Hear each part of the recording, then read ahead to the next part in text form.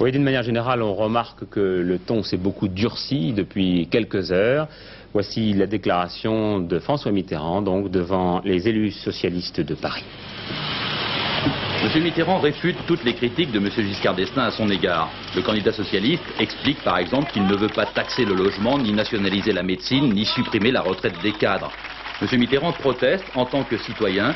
Son concurrent ne doit pas déformer les propositions socialistes devant les Français, après avoir, ajoute M.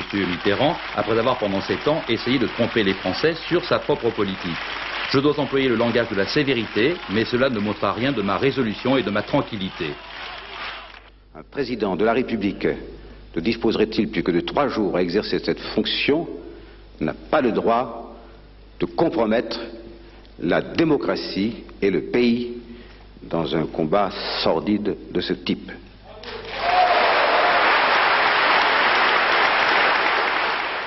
Je demande à M. Giscard d'Estaing qu'il veuille bien, au nom du mandat qu'il exerce encore, revenir à une campagne digne, conforme à l'image que les Français se font de la dignité de cette fonction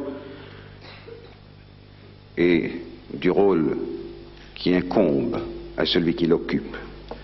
Quant à moi, respectueux de ma vérité, de la vérité, telle que je la ressens et telle que je l'exprime, ce sera ma ligne de conduite jusqu'au bout.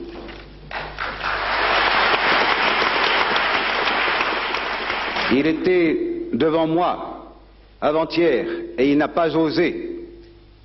C'était le moment d'avouer, de reconnaître que le candidat de la droite ne peut espérer l'emporter et il ne l'emportera pas que sur la contrefaçon. Il n'a pas osé, ce qui donne aussi une idée du courage civique d'un président de la République finissant.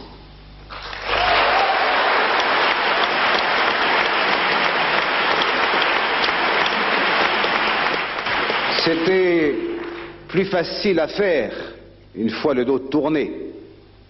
Ça a marché une fois avec De Gaulle en 1969.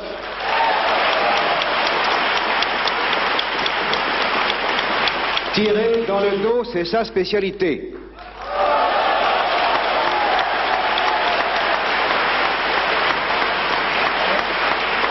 Il l'a fait avec moi, mais il ratera son coup. Enfin, toujours